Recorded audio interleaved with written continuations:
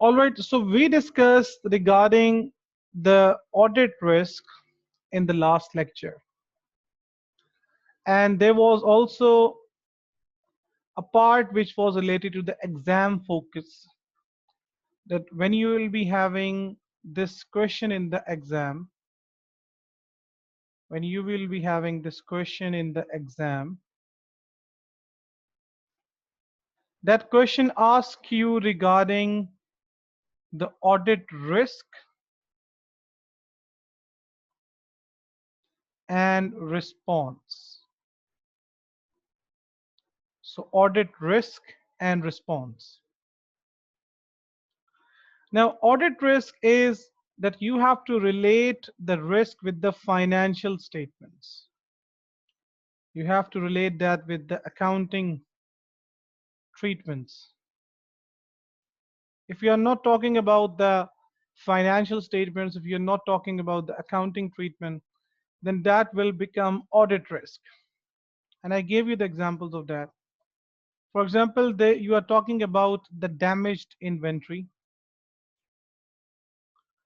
Now, if you are saying that damaged inventory will not be sold or sold at a very less price,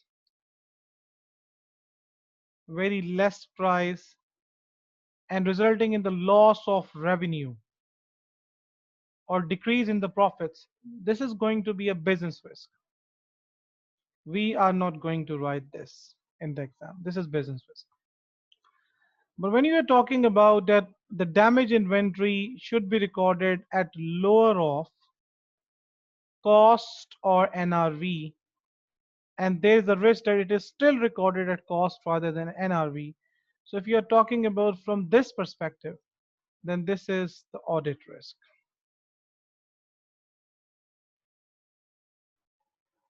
This is going to be the audit risk.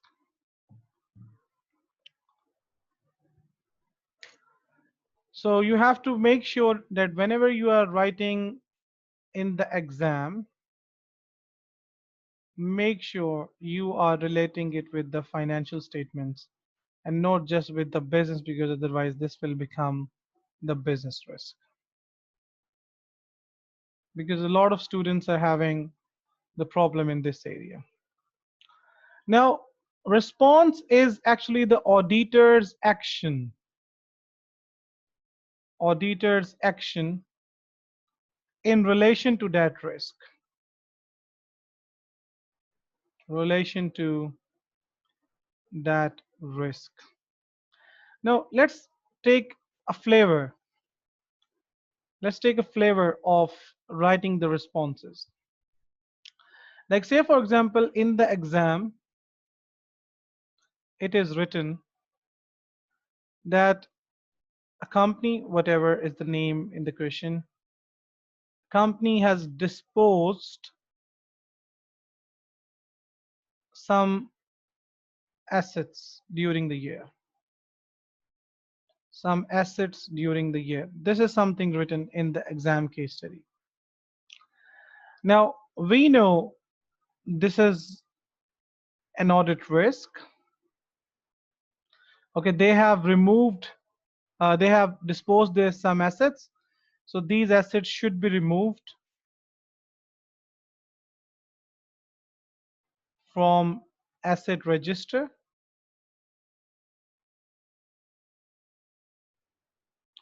And gain or loss should be recorded in the profit or loss. There is a risk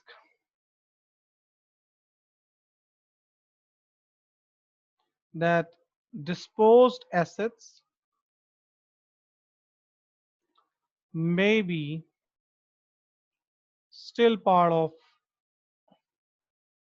asset register, or you can write there's a risk that disposed asset may not be removed, resulting in the overstatement of assets. Now, when we are at the planning stage and they just gave us the news or we got an understanding that they have disposed some assets during the year, directly it came to our mind, okay, if they have disposed the asset, those assets should be removed from the asset register. And there's a risk that those assets may be still part of the register, resulting in the overstatement of assets. Now we are not sure whether they have done this, because I told you when I was explaining you the topic, I was just telling you that we are at the planning stage. We are just having risk in our mind. We are not sure about these things. Just like when a investigative officer starts investigating a murder case, first of all they have to bring the suspects in their mind. So we are auditing the financial statements, and it may have the material misstatements, because that is why we are here. That is why we are doing the audit. This is what we started in the first chapter, that we are doing the audit in order to give the reasonable assurance that financial statements are free from material mistakes. So that means there is a chance that the financial statements may be materially misstated. It may have the significant risk, material risk of material misstatements. So there is a risk that the asset may not be removed from the asset register, still part of it, but we are not sure regarding this. We are just keeping a thing in our mind that whenever we are going to test the asset register, we have to see whether that has been removed. So when we actually perform the action, which is the response, what we're going to do is inspect the asset register to confirm the removal.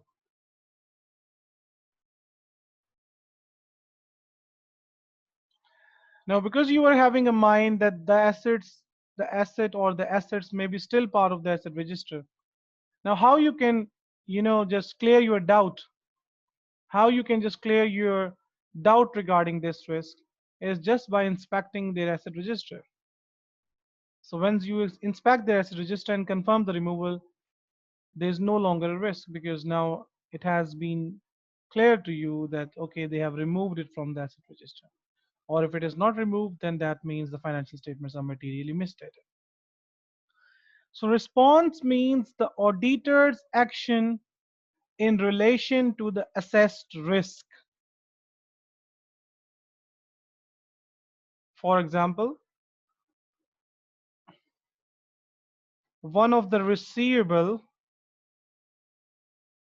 is struggling to pay.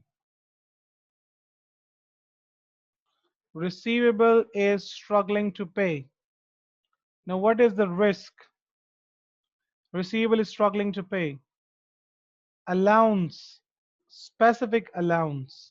We studied that thing in the financial accounting. Specific allowance should be provided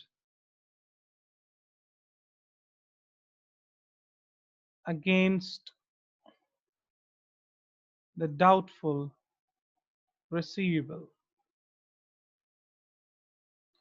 If not provided, the receivables may be overstated. Or you can write in a way, there's a risk that if the allowance is not provided, the receivables may be overstated. Whatever, both are acceptable.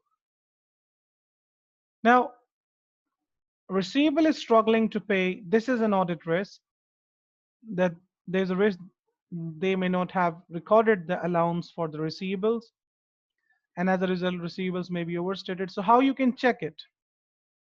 How you can check it? First of all, you can discuss this thing with management. Discuss with management regarding the inclusion of allowance or provision of allowance. First of all, ask the management whether they have created the specific allowance. If they say yes, then that means okay, there's no longer a risk. Or you can just inspect the statement of financial position, because we know the closing allowances are directly deducted from there, from the receivable balance. Inspect the statement of financial position to confirm the closing allowance has been deducted from receivable.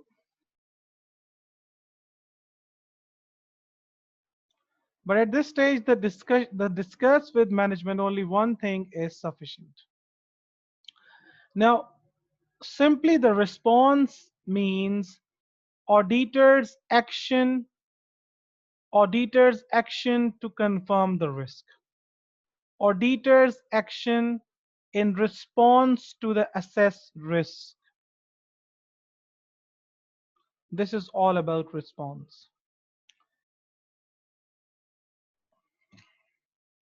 Hopefully, you have understood the idea of the response and what is actually meant by the allowance. Similarly, if in the exam it is written ABC company has issued some equity shares during the year or a particular date. Now what you're going to write is the issuance of shares should be split between share capital and share premium. There is a risk that this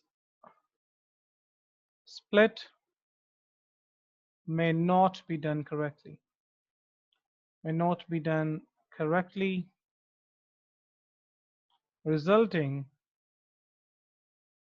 in the overstatement, over or understatement, or you can write misclassification. That if you write misclassification, then there will be no need to write under or over, resulting in the misclassification of equity. Otherwise, you have to explain what may be overstated or what may be understated. Now, when they have issued the share, there's a risk the split may not be done. This is the risk. We are not sure about this thing. So how we can just confirm this risk? Inspect the statement of financial position, or you can just write statement of changes in equity. Inspect the statement of financial position or the statement of changes in equity to see the split between share capital and share premium. This is the response. Now, response simply means the auditor's action in relation to the assessed risk. Now, whatever you just thought to be a risk at the planning stage, now you are just having a confirmation regarding that risk. If, for example, if you see there's a split done, okay, that's fine. There's no longer a risk. Everything is fine. But if you see no split between the share capital and share premium, that means the financial statements in respect of the equity is misclassified. So response is all about the auditor's action in relation to the assessed audit risk.